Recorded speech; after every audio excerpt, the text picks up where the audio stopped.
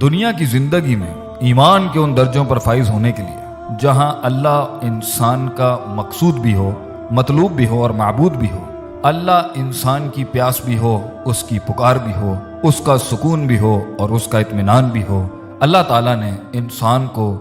دنیا کی پیچیدگیوں سے نکلنے کے لیے زبردست فارمولہ سورہ آل عمران کی آیت نمبر 164 میں اللہ فرماتے ہیں وَيُزَكِّيهِمْ وَيُعَلِّمُهُمُ الْكِتَابَ وَالْحِكْمَةَ۔ تین چیزوں کو مان کر اس پر اپنی زندگی کو گامزن کر کے انسان دنیا کی تکلیف، غموم اور ہموم سے نکل کر سکون اور اطمینان کی اور ایمان اور احسان کے درجوں پر فائز ہو سکتا ہے، جس کا پہلا سٹیج یزکیہم تزکیہ ہے۔ نفس کو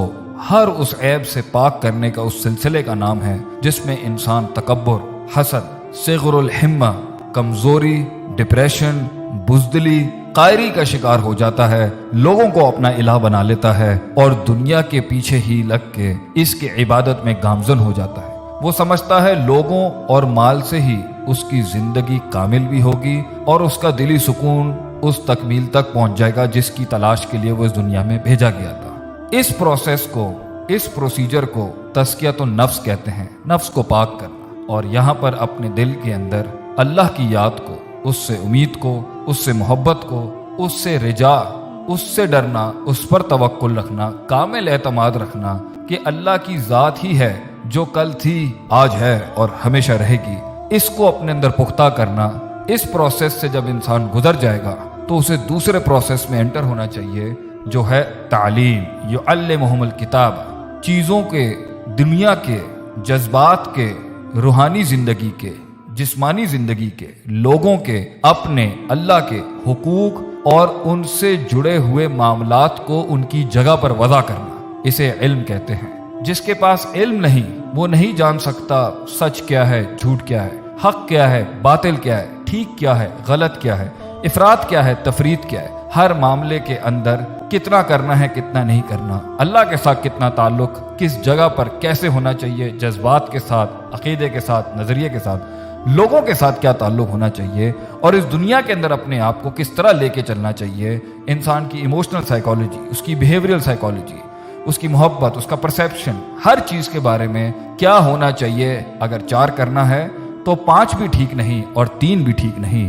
وضع الشیء علی موضعہ، چیزوں کو اس کی جگہ پر رکھنا، یہ ہے علم۔ اور قرآن اور حدیث کے علاوہ یہ سٹینڈرڈ اور یہ ایکولیبریم کوئی نہیں دے سکتا۔ تو اس لیے ہمیں کتاب و سنت کو سیکھنا پڑے گا، پہلے اپنی نفس کی اندر کی ان غلاظتوں کو صاف کرنے کے لیے، تاکہ ہم اللہ کی راہ میں اللہ کے ساتھ جڑ جائیں، اس سے ہمارا سکون جڑ جائے، اس سے ہمارا اطمینان جڑ جائے۔ پھر ہم وہ علم سیکھیں جس سے ہم لوگوں کی ویلیوز جان سکیں، ہم اللہ کے حقوق جان سکیں، اس کی ویلیو جان سکیں اور اپنے جسم کی ویلیو جان سکیں اور اپنے جذبات کی ویلیوز جان سکیں اور اس دنیا کی ویلیوز جان سکیں۔ اور تیسرا پروسیس اس دنیا میں اپنے آپ کو کامل کرنے کے لیے، ایمان کے اس درجے کو احسان بنانے کے لیے ہے حکمہ۔ اپنے علم کو استعمال کیسے کرنا ہے، لوگوں کو اپنی بات کی طرف کیسے بلانا ہے، کیسے اپنے علم کو منوانا ہے، کیسے چیزوں کو کرنا ہے، کس طریقے سے اس دین کے رستے کے اندر لوگوں کو اس پروسیس پر گامزن کرنا ہے،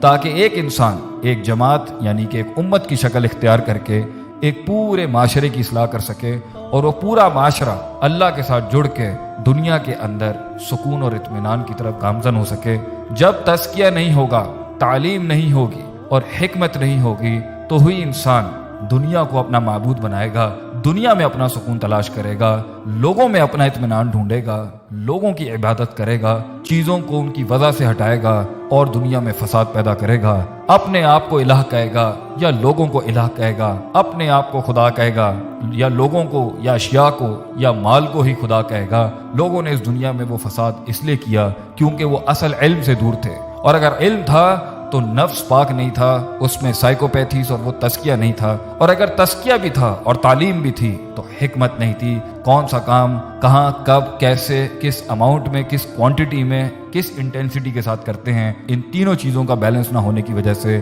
انسان بحیثیت ایک امت، انسان بحیثیت ایک جماعت، انسان بحیثیت ایک فرد سکون اور اطمینان اس نیچرل بیلنس سے دور ہو گیا۔ اللہ تعالی ہمیں اپنی زندگی میں اللہ کی دی ہوئی ان تعلیمات پر عمل کرنے کی توفیق عطا فرمائے، تاکہ ہم خود کو اور اس دنیا کو سکون کا اور اللہ کے ساتھ اطمینان کا ایک گھر بنا سکے۔